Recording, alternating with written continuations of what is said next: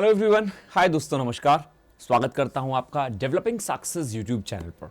दोस्तों, आज स्टार्ट करेंगे कुछ नए में अभी हम लोगों ने काफ़ी कुछ चीज़ें करी। जैसे हमने पिछली क्लास में, यदि आपको ध्यान हो तो हम लोगों ने फ्रेजेस किए थे।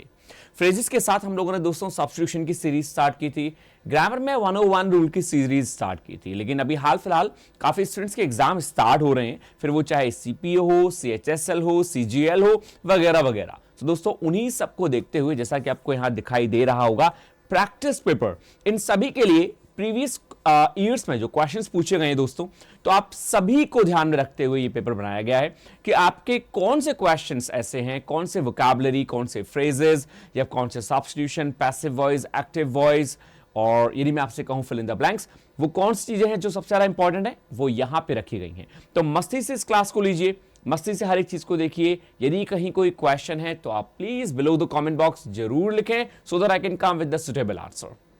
ठीक है, अभी हम लोग कुछ दिन चैप्टर्स को नहीं करेंगे, चैप्टर्स को देंगे थोड़ा पूर्ण विराम तो नहीं देंगे, लेकिन हल्का सा विराम दे देंगे जिससे कि हम बाद में स्टार्ट कर सकें। लेकिन फिलहाल जो सबसे ज्यादा इंपॉर्टेंट है वो है दोस्तों, ये टेक्निक के एग्जाम में क्या चीजें सबसे ज्यादा तौर पे आती हैं और क्या चीजें हमारे लिए इंपॉर्टेंट है। What all those things are there which are most important for our exams, right? So can we start? बिना देरी के स्टार्ट करेंगे दोस्तों आज का प्रैक्टिस पेपर इंग्लिश का। मस्ती के साथ हर एक क्वेश्चन को ध्यान से देखिएगा और यदि कहीं कोई क्वेश्चन है तो आप मुझसे पूछ सकते हैं, ठीक है? लेकिन उससे पहले प्लीज वीडियो को लाइक जरूर कर दें और साथ ही साथ यदि अभी आपने इस चैनल को सब्सक्राइब नहीं किया है तो यार पहले ये कर लो। First please subscribe the channel, like the video and share as much as possible. चलो तो आओ स्टार्ट करते हैं।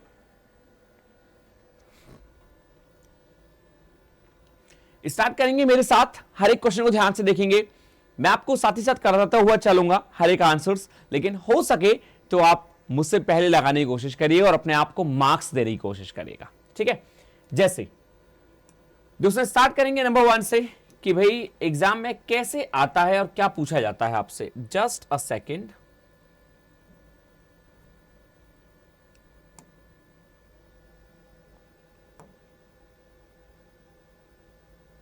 आइए, नंबर 1 राइटर ने कहा स्क्वैंडर्ड। एक वर्ड दिया गया है और आपसे पूछा गया है कि इसका सिनोनिम क्या होगा। स्क्वैंडर्ड, SQUANDERED। स्क्वैंडर्ड का मतलब होता है अधिक मात्रा में। जी हां, सबसे पहले तो आप ये ध्यान रखिए, मैं आपको बता देता हूं। स्क्वैंडर्ड का मतलब होता है प्रोफ्यूज, PROFUSE। प्रोफ्यूज को कहते हैं आप स्क्वैंडर्ड, मतलब कोई भी चीज जो बहुत ही अधिक मात्रा में हो। और यहां पे अधिक मात्रा की इंग्लिश केवल एक ही ऑप्शन में दे रखी है एंड दैट इज ए।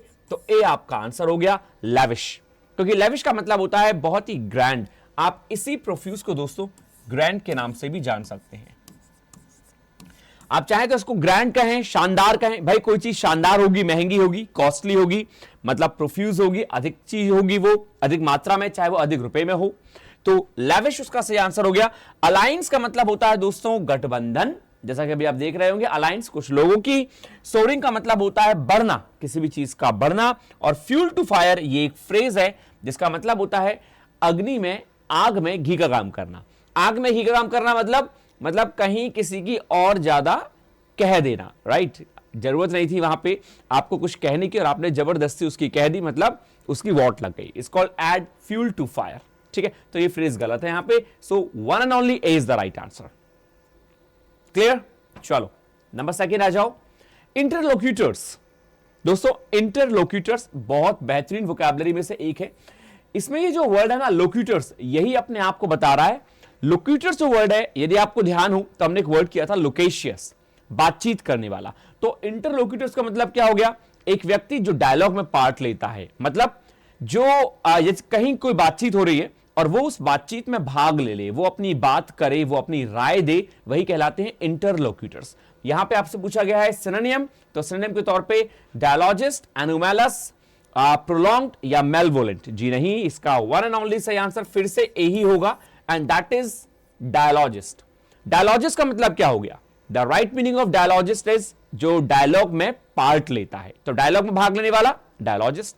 यहां पे एनुमेलस बिल्कुल गलत है, समान रूप से प्रोलॉन्ग, देरी बिल्कुल गलत है। मेलवोलेंट, मैंने आपको पिछली क्लास में एक चीज और बताई थी कि किसी वर्ड के पीछे मेल लग जाए ये हमेशा नेगेटिविटी को शो करता है, तो ये नेगेटिविटी को दिखा रहा है। मेल मेलवोलेंट का मतलब हो गया गलत व्यवहार, गलत काम करना, गलत बातें करना, गलत शब्दों का यूज करना। मेलवोलेंट इंसान मतलब होलसोल गलत होना, मेलवोलेंट। ठीक है, तो यहां पे सही आंसर होगा आपका A, dialogist. Number next, implication. ये दिन रात हम लोग यूज करते हैं। यदि आप रीजनिंग पढ़ते हो तो आपसे कहा जाता है इंप्लाई करिए किसी भी चीज को। इंप्लाई करिए मतलब अपनी ओपिनियन दीजिए, इस पे अपनी राय को रखिए, अपना सजेशन दीजिए। इस कॉल इंप्लीकेशन करना। ठीक है, तो इंप्लीकेशन का अच्छा एंटोनियम पूछा गया आपसे यहां पे, तो यहां पे आपको दिए गए हैं इन्फेरेंस, इंसिनुएशन, एक्सप्लिसिट और इंटेंजिबल। नहीं नहीं नहीं दोस्तों, यहां थोड़ी सी गड़बड़ हुई है। ये एंटोनियम नहीं, ये सिनोनियम होना चाहिए। इसको आप सिनोनियम कर लीजिए, अब ये सही लगेगा, क्योंकि इंप्लीकेशन का मतलब होता है राय देना, सजेशन देना, और इसी को आप रिप्लेस करते हैं इन्फेरेंस के नाम से। तो यहां भी इसका आंसर ए हो जाएगा, इन्फेरेंस करना। इन्फेरेंस मतलब अपनी ओपिनियन देना, किसी भी चीज को निकालना, वहां से किसी भी चीज को समझाना, अंडरस्टूड करना, is called inference. Not insinuation, explicit. Explicit मतलब क्लियर करना, तो that is also different. Intangible, tangible, intangible commerce के स्टूडेंट्स बहुत अच्छे से जानते होंगे। टैंजिबल एसेट्स जिन्हें आप छू सकते हैं, इंटेंजिबल जिन्हें आप नहीं छू सकते, right. So one and only A must be the right answer. ठीक है, नंबर 4 दोस्तों, रेनीग, RENEGE। यहां एंटोनियम पूछा गया है। वैसे तो रेनीग का मतलब होता है बैन कर देना। रेनीग का बेसिक मीनिंग होता है रिवोक करना, कैंसिल करना। मैं यहां पे आपके लिए लिख देता हूं एक बार,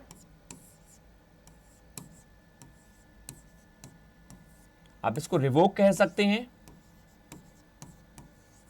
आप इसे कैंसिल कह सकते हैं। तो रेनिंग मतलब होता है रिवोक और कैंसिल।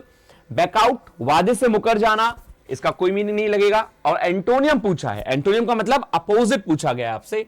ब्रेक मतलब तोड़ देना, कीप का मतलब होता है रखना। हां, यहां पे रेनिग का सही एंटोनियम कीप हो सकता है, और डैमेज मतलब क्षतिग्रस्त करना, तो बाकी गलत है। सी जो है दोस्तों वो सही आंसर हो जाएगा आपका, क्योंकि कीप का मतलब होता है किसी चीज को रखना, जबकि रेनिग का मतलब होता है कैंसिल करना, रिवोक कर देना। ठीक है, रिवोक वर्ड बहुत बढ़िया वर्डों में से एक है और बहुत ही कॉमन वर्ड है। So just keep in your mind whenever the word comes revoke, so you should know the meaning of revoke is to cancel something. ठीक, वाओ, ये दोस्तों एरर। आओ करें एरर, मस्ती से देखेंगे। The UAE means United Arab Emirates airlines has suspended it's services. मैं आशा करता हूं कि सबको दिखाई दे रहा होगा। ठीक है, the UAE airlines has suspended its services between Dubai and Delhi amid heightened tensions in the Gulf of Oman. Amid का मतलब होता है मध्य का, बीच का। The UAE एयरलाइंस, UAE की जो एयरलाइंस है, उन्होंने सस्पेंड कर दिया है अपनी सर्विसेज को। किसके बीच में? दुबई और दिल्ली के बीच की जो सर्विसेज हो रही थी, जो दी जा रही थी, उनको रोक दिया है। एमिड किसके चलते? मध्य में हाइटन टेंशन से, बहुत ज्यादा ही गहमा गहमी चल रही है गल्फ ऑफ ओमान में। इस समय ओमान की जो खाड़ी है उस समय बहुत ज्यादा टेंशन चल रही थी, कुछ युद्ध चल रहा होगा या फिर चीजें अच्छी नहीं होंगी, तो इसीलिए दुबई से दिल्ली के बीच की जो फ्लाइट है उनको स्थगित कर दिया गया, सस्पेंड कर दिया गया। आप सभी जानते हैं कि यहां पे एरर बहुत सिंपल सा है दोस्तों, ए में एरर होगा। और ए में एरर क्यों होगा? क्योंकि ये जो इट्स है इसका मतलब होता है इट इज। आप लोगों ने पहली क्लास में देखा होगा कि हमने डिफरेंस देखा था कि इट्स और इट्स में क्या डिफरेंस है।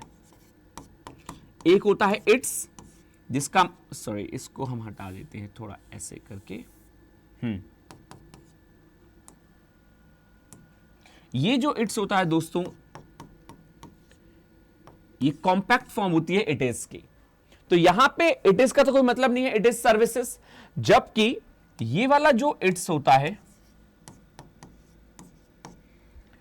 ये पॉजेसिव फॉर्म होती है इट की। तो हमें जरूरत है पॉजेसिव फॉर्म इट की, तो इट्स आना चाहिए बिना एपोस्ट्रोफी वाला। तो इसीलिए दोस्तों आंसर क्या हो गया आपका? बहुत सिंपल सा आंसर हो गया जो आपको मालूम पड़ गया। The UAE airlines has suspended it's services and that should be the right answer. ठीक है सर, जी हां सर, यहां पे UAE एयरलाइंस के लिए आपने हैज क्यों लगाया? दोस्तों UAE एयरलाइंस, एयरलाइंस प्लूरल है, लेकिन ये लगता हमें प्लूरल है लेकिन है सिंगुलर। कोई भी एयरलाइंस जो होती हैं वहां पे बहुत सारे एयरप्लेन्स होते हैं, तो वो एयरलाइंस कहलाती है। तो UAE संपूर्ण पूरी UAE एयरलाइन को लिया गया है, इसीलिए यहां पे हैज सही है, यहां पे वर्ब में दिक्कत नहीं है, प्रोनाउन में दिक्कत है। इट्स सर्विसेज के प्लेस पे एपोस्ट्रोफी हटा दीजिएगा और पॉजेसिव केस इट्स का यूज करेंगे। ठीक, चलो ये दोस्तों हम लोग लगा रहे हैं इस समय प्रैक्टिस पेपर प्रीवियस ईयर्स के क्वेश्चंस का, इसीलिए मैं आपसे कहना चाहूंगा कि यहां पे मैं आपको हर एक चीज को समझाता हुआ भी चल रहा हूं और कहीं ना कहीं पिछले सालों से रिलेटेड भी है, तो हर एक चीज को ध्यान से समझिएगा। आपको एग्जाम में कैसे किसी चीज को करना है इस ढंग को भी देख लीजिएगा, ठीक है। और क्वेश्चन लिखना ना भूलिए, यदि कोई क्वेश्चन है मुझसे तो आप मुझसे जरूर करें। दीज प्रोस्क्राइब्ड एड्स, प्रोस्क्राइब का मतलब होता है बैन, कैंसिल कर देना, बैन कर देना। ये जो बैन एड्स हैं, एम्प्लाई का मतलब होता है प्रोफ्यूज, बहुत अधिक मात्रा में, अंडरलाइन किए गए हैं। द एक्सटेंट, उस एक्सटेंट का मतलब होता है जितना हो सके उतना। टू विच पावर, जहां पावर जो है, शक्ति जो है, लाइक जैसा कि वेल्थ, संपत्ति, is concentrated in the hands of, वो है किसके हाथों में? लैंडलॉर्ड्स के हाथों में।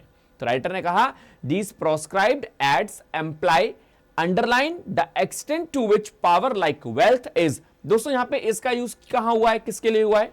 यहां इसका यूज हुआ है the extent to which power, power जो है यहां पे इसका सब्जेक्ट है, पावर सब्जेक्ट है, उसके लिए इज लगा है। पावर जो है वो सिंगुलर है और सिंगुलर के लिए हमने वर्ब भी सिंगुलर ही लगाई है। आप सबको दिख रहा होगा पावर सिंगुलर है इसलिए वर्ब भी सिंगुलर लगी है, तो इसलिए कोई दिक्कत नहीं है इसमें, ठीक है।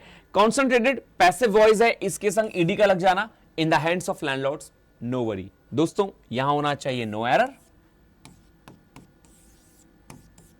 Is the right answer. जी हां, E is the only right answer. Sentence में कोई भी एरर नहीं है, सेंटेंस बिल्कुल ठीक है, ठीक है। तो मैं आशा करता हूं कि मेरे सभी दोस्तों को क्लियर होगा ये अच्छे से। Number 7, they are preparing the report. Oh my God, passive voice in exams का सबसे ज्यादा चहेता। पैसिव वॉइस में पूछा गया है they are preparing the report. आपने यदि पैसिव वॉइस पढ़े हैं तो आप अच्छे से जानते हैं कि ये प्रेजेंट कंटिन्यूअस का है टेंस, आर के संग आईएनजी का आ जाना प्रेजेंट कंटिन्यूअस को दिखाता है। और हम प्रेजेंट कंटिन्यूअस को चेंज करते हैं is, am, are plus being plus third form में। तो ऑब्जेक्ट क्या है? The report, the report singular है, इज आ जाएगा, द रिपोर्ट इज, इसके संग आएगा बीइंग, प्रिपेयरिंग का हो जाएगा प्रिपेयर्ड, वर्ब की थर्ड फॉर्म, बाय, दे का ऑब्जेक्ट डैम। तो क्या कहीं ऐसा दे रखा है the report is being prepared, यहां पे इसके बाद बीइंग नहीं है, ये गलत है। यहां वॉज आ गया, ये गलत है। यहां विल बी आ गया, ये गलत है। तो भाई one and only right answer है सी, केवल एक ही सही आंसर बचा आप पे, the report is being prepared by them, ठीक है, सिंपल। आ जाओ number 8, she has written 4 novels. Passive voice पूछा गया है फिर से आपसे, हैज रिटन है, प्रेजेंट परफेक्ट टेंस है, 4 नॉवेल्स यहां पे ऑब्जेक्ट है जो कि सब्जेक्ट बन जाएगा, और हैज रिटन का हो जाएगा हैज बीन या हैव बीन रिटन, कुछ भी कर लें। तो 4 नॉवेल्स है, प्लूरल है, have been written by she का ऑब्जेक्ट हर। तो कहीं दे रखा है वेयर नहीं आएगा, यहां पे हैव रिटन नहीं आएगा, हैव बीन आना चाहिए, यहां पे हैव बीन दे रखा है और यहां विल बी है, ये गलत है। तो one and only C is the again right answer. क्यों लगाया हमने सी?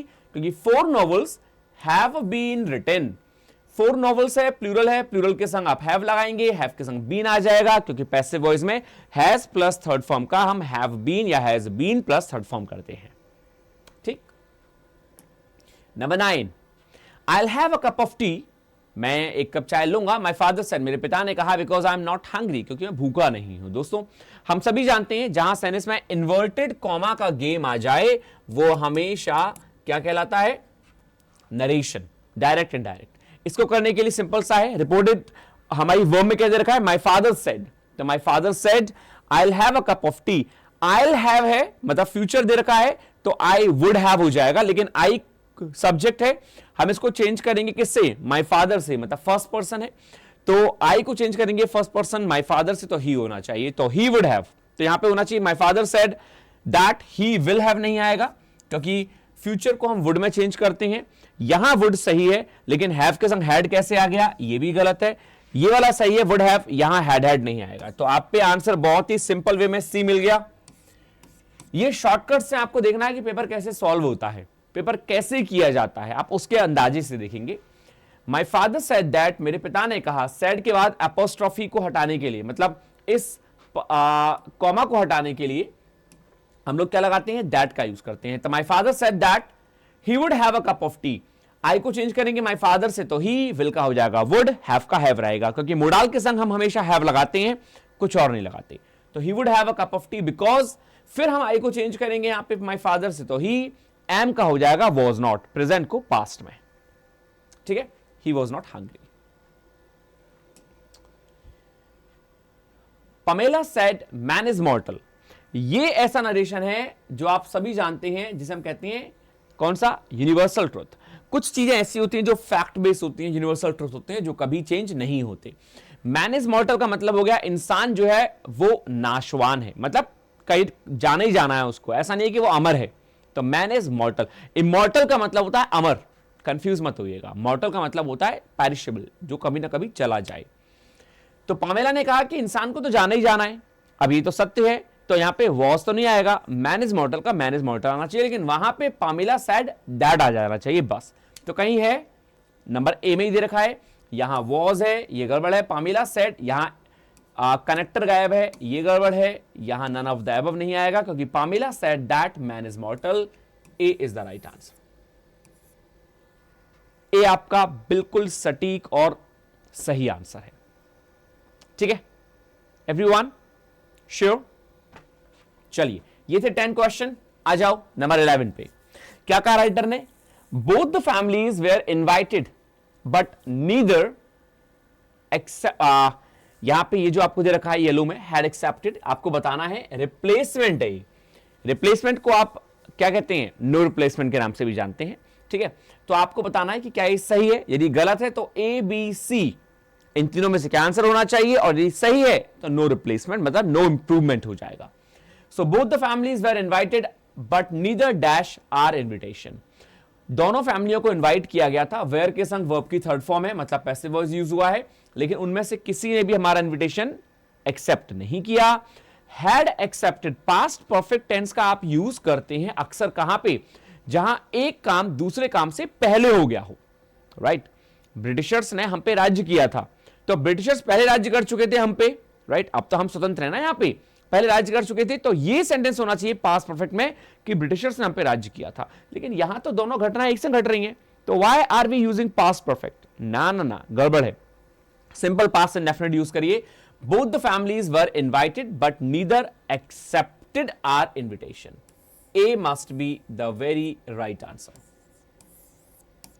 ए आपका बिल्कुल सही आंसर हो जाएगा, क्यों, क्योंकि एक्सेप्टेड जो है वो पास्ट इंडेफिनिट को दिखा रहा है, डिड के संग वर्ब की फर्स्ट फॉर्म हम लगाते हैं, लेकिन वो डिड नॉट के संग लगाते हैं, ये पास्ट इंडेफिनिट का बहुत ही गलत एग्जांपल है।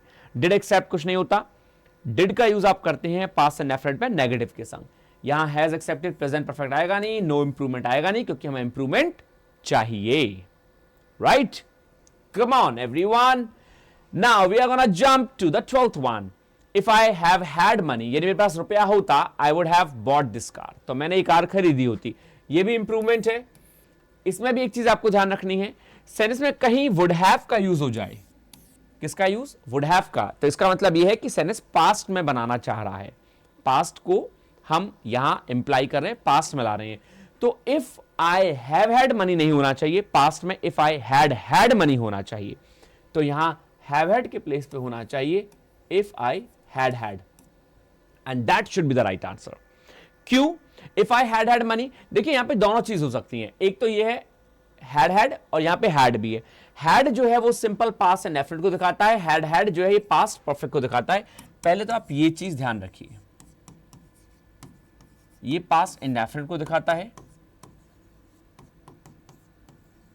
ये पास्ट परफेक्ट को। सर ऐसा क्यों, ये जो हैड है ये मेन वर्ब की फॉर्म है, हैव की फॉर्म है हैड, वर्ब की सेकंड फॉर्म, तो ये पास्ट इंडेफिनिट को दिखाएगा, क्योंकि इंडेफिनिट में हम लोग वर्ब की सेकंड फॉर्म लगाते हैं। ये जो हैड है इसमें पहले वाला हैड हेल्पिंग वर्ब का काम कर रहा है, जबकि दूसरा वाला हैड मेन वर्ब की थर्ड फॉर्म का काम कर रहा है, तो इसीलिए ये पास्ट परफेक्ट हो गया, क्योंकि पास्ट परफेक्ट में हम हैड के संग वर्ब की थर्ड फॉर्म लगाते हैं। और मैंने आपको बताया कि वुड हैव के साथ आप हमेशा पास्ट परफेक्ट का यूज करते हैं, ना कि पास्ट इंडेफिनिट का, इसीलिए हमारे पास केवल one and only option C होगा, बाकी सारे ऑप्शन गलत हैं। So if I had had money, यदि मेरे पास रुपया होता, काफी लोगों को इल्यूजन होता है इसमें कि अरे यार शिट, लेकिन अब नो शिट, राइट, क्योंकि आपको समझ में आ जाना चाहिए। Still you couldn't understand, so please let me know, मैं इसके लिए जो कि कंडीशनल सेंटेंसेस का चैप्टर कहलाता है, ये I will clear you separately, ठीक है। चलिए, तो 12 के बाद आइए 13 पे। वाओ, फ्रेज आप सबके लिए, once in a blue moon. दोस्तों ये फ्रेज है जो कि सिंपल है, once in a blue moon. आपने सुना होगा ना, ईद का चांद होना अभी भी निकल के चुकी है। सो अमाम यहां क्या आंसर होना चाहिए यहां पे, once in a blue moon मतलब कभी कभार। तो कभी कभार की, ऑफन, वर्थलेस और डेस्पिकेबल। डेस्पिकेबल का मतलब तो हेट्रेडनेस होता है, जिसे आप हेट कहते हैं।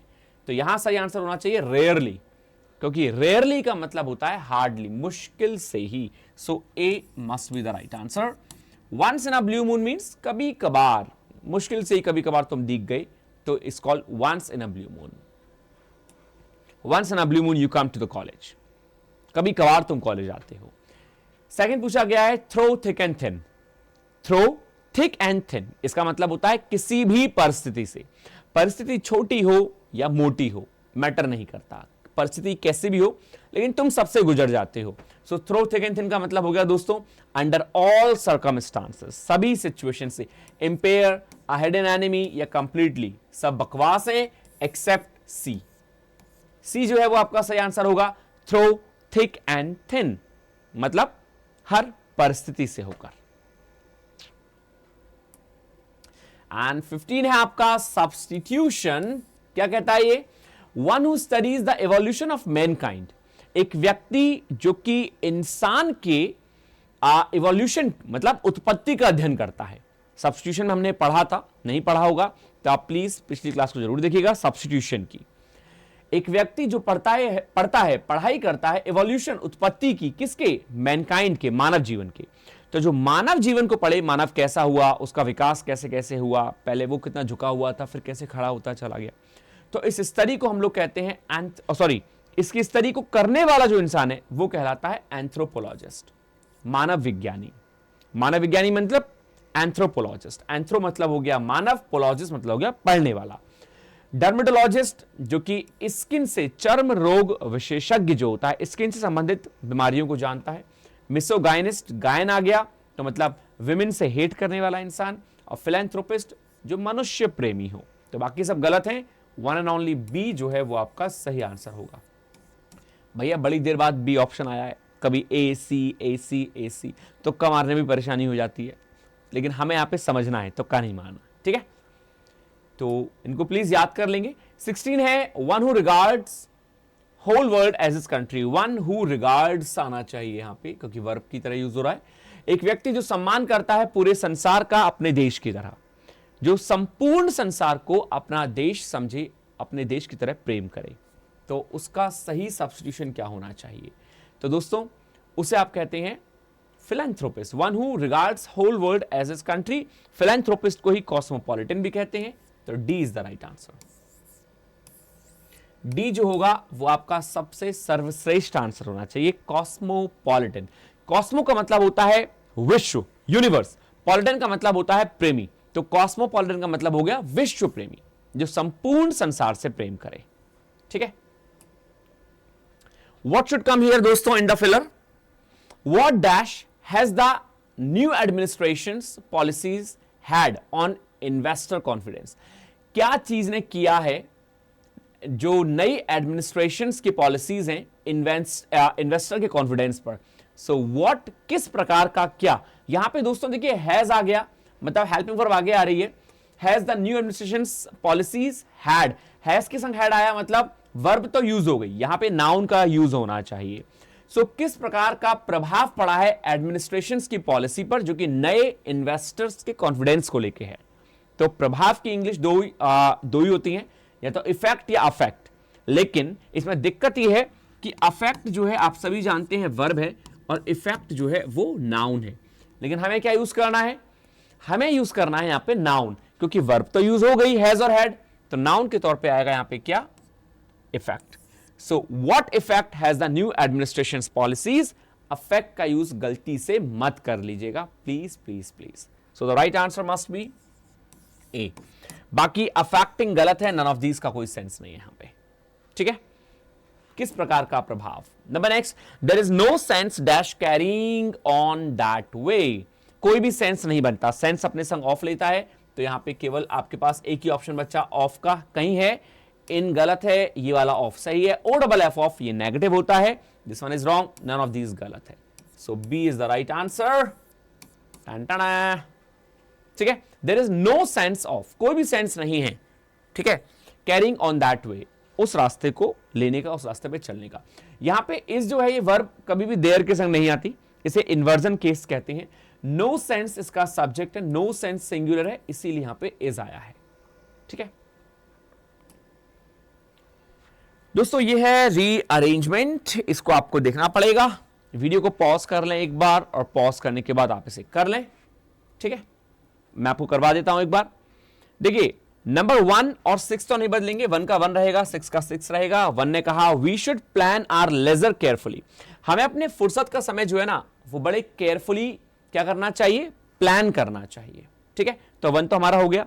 अब ऑप्शन हमारे पास बड़े प्यारे प्यारे हैं, हम ऑप्शन उठा लेते हैं पहले क्यू से। तो क्यू ने क्या कहा, we should choose some interesting and useful activity, हमें इस लेजर के टाइम में चूज करना चाहिए इंटरेस्टिंग और यूजफुल एक्टिविटी को। हाँ, तो लग रहा है कि 1 के बाद क्यू हो सकता है, क्या एस हो सकता है, it should increase our confidence, क्या लेजर को हमारे कॉन्फिडेंस को इंक्रीज करना चाहिए, नहीं, एस से नहीं होगा, तो बी और डी कैंसिल हो गए। तो we should choose some interesting and useful activity, Q से स्टार्ट करते हैं, फिर हम लगाते हैं इट शुड इंक्रीज।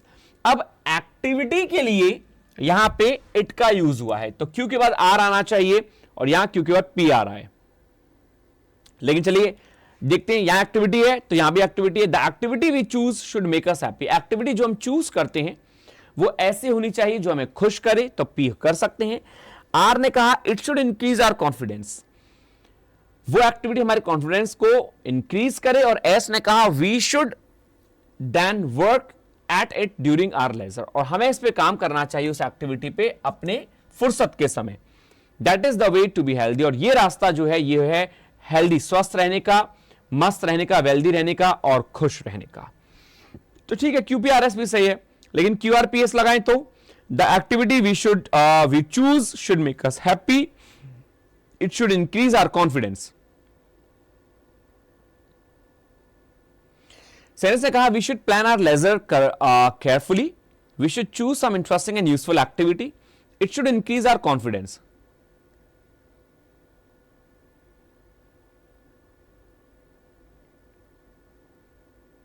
और फिर पी के और से लगाया we should then work at. पता है दोस्तों, ये एस जो है ना ये मोस्ट इंपॉर्टेंट है, वी शुड देन। देखिए यदि आप पी के बाद एस लगाते हैं, जैसा कि यहां पे दे रखा है the activity we choose should make us happy, we should then work at it during our leisure, और हम आर के बाद यदि एस लगाते हैं it should increase our confidence, we should then work. दोस्तों आर के बाद एस नहीं आना चाहिए, ये गलत है, C is the right answer. बस एक छोटा सा आपको चीज समझनी है, इट का यूज किसके लिए होगा, इट का यूज होगा एक्टिविटी के लिए, तो वो तो ठीक है, लेकिन जब आपने ये देखा पी लिखा था यहां पे the activity we choose should make us happy, activity जो हम चूज करते हैं वो एक्टिविटी ऐसी होनी चाहिए जो हमें खुश करे।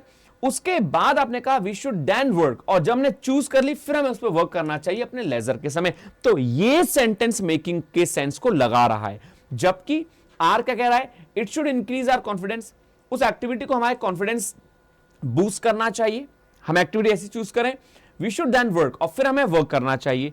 भाई कॉन्फिडेंस पहले बढ़ाएगी फिर आप काम करोगे, या पहले काम करोगे फिर कॉन्फिडेंस बढ़ेगा, तो यहां पे आर और एस जो है वो गड़बड़ हो जाएंगे। इसीलिए दोस्तों सी जो है one and only right answer है।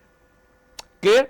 सेंटेंस अरेंजमेंट में सबसे इंपॉर्टेंट चीज जो आपको ध्यान रखनी है वो केवल एक ही है, सेंटेंस के स्ट्रक्चर को, कि सेंटेंस का स्ट्रक्चर किस तरह से आ रहा है। ठीक है, चलिए एक लास्ट करेंगे, नंबर 20। सबसे पहले आप एक स्क्रीनशॉट ले लीजिए। डन, चलो आ जाओ। वही है, फर्स्ट और 6 को बदलना नहीं है। तो फर्स्ट ने कहा Ram has an important examination to sit for in a few weeks time. Ram has an important examination, Ram के पास एक बहुत इंपॉर्टेंट एग्जाम है, to sit for in a few weeks time, जो उसे कुछ हफ्तों में देना है। तो ठीक है भैया। इसके बाद he set down to prepare for it, R से स्टार्ट हो जाएगा क्योंकि राम एक व्यक्ति है, जिसके लिए हमने ही का यूज किया। बट वॉट आफ्टर से स्टार्ट नहीं होगा, तो आर से स्टार्ट होगा या सिक्स से, तो सिक्स तो लास्ट में है, तो आपके पास आर बचा। आर यहां पे कहां है, सब ऑप्शन में आर है, तो अब मजा आने वाला है। तो he set down to prepare for it, ठीक है भैया, बट ही कुडंट कॉन्सेंट्रेट, लेकिन वो कॉन्सेंट्रेट नहीं कर पाया। तो पहले आप फर्स्ट लगा लें ये, ही सेट डाउन, सेकंड ये लगा लें, यदि गलत होगा तो हम चेंज कर देंगे, ठीक है। ठीक है भैया, फिर after a while he looked himself in the mirror, कुछ देर के बाद जब वो कॉन्सेंट्रेट नहीं कर पाया तो उसने अपने आप को शीशे में देखा। चलो भैया देख लिया। What he saw was not very nice, he was very पेल, जो उसने देखा वो बहुत खुश करने वाली चीज नहीं थी, और क्या देखा कि वो पीला पड़ रहा था। ये चौथा हो गया। He said to himself, what I need is fresh air, उसने खुद से कहा कि मुझे जरूरत क्या है, फ्रेश एयर की। ये लास्ट हो गया दोस्तों, तो बिल्कुल सही बैठ रहा है आपका, आपका होना चाहिए फिर RPSQ, मतलब ए इज द राइट आंसर। ए जो है वो आपका सबसे सही आंसर होगा। सेंटेंस को करने के लिए आप एक से एक कड़ी जोड़ते जाइए। आपने पहला देखा, देखिए ये अरेंजमेंट आपके लिए सिंपल होते हैं एसएससी में, ठीक है। बैंकिंग में इसमें फर्स्ट और सिक्स नहीं आता, आपको पहले ही अरेंज करना होता है कि फर्स्ट कौन सा होगा। लेकिन जहां आपके पास फर्स्ट और सिक्स लिखे आ गए तो ये तो राहत है कि लास्ट वाला मिल गया, फर्स्ट वाला मिल गया। जब फर्स्ट वाला आपको मिल गया तो आप इसके लास्ट की कड़ी को पढ़ के देखिए कि इससे क्या जुड़ रहा है। तो इससे क्या जुड़ा, आर जुड़ा। ही सेट डाउन, राम जो है वो बैठ गया प्रिपेयर करने के लिए एग्जाम को, क्योंकि वो जानता था कि कुछ हफ्तों बाद मेरा एग्जाम है, तो वो बैठ गया, लेकिन उसने कॉन्सेंट्रेट नहीं कर पाया। स्टोरी बनाइए दिमाग में, वो कॉन्सेंट्रेट नहीं कर पाया तो उसने अपने आप को किसमें देखा, मिरर में देखा। तो मिरर में देखने के बाद उसने क्या पाया कि वो बीमार है, तो उसने सोचा लास्ट में कि यार मुझे फ्रेश एयर की जरूरत है, ठीक है। सो दोस्तों ये थे आपके 20 क्वेश्चन। मुझे आप लोग बताएंगे 20 क्वेश्चन करने के बाद कि कितने ऐसे स्टूडेंट हैं जिनके 20 आउट ऑफ 20 मार्क्स आए हैं, और यदि 20 आउट ऑफ 20 नहीं भी आए हैं तो आपको मुझे बताना है कि कितने आए हैं, ठीक है। So that's it for today. Finish करते हैं आज की इस क्लास को, फिर इसी पैटर्न को लेकर मैं दोबारा आऊंगा। यदि आपको कुछ और चाहिए इंग्लिश में तो मुझे जरूर बताएं, so that I can come with that also, ठीक। थैंक यू दोस्तों, वीडियो को लाइक करना ना भूलें, वीडियो को मस्ती के साथ लाइक करें। फिर हम करेंगे बहुत ही महासंग्राम मैराथन अपनी इंग्लिश की, जो कि बहुत बेसिक्स और सभी क्वेश्चंस को लेके होगी। So take care of yourself, that's what all. Thank you everyone, stay happy, stay healthy and stay hungry.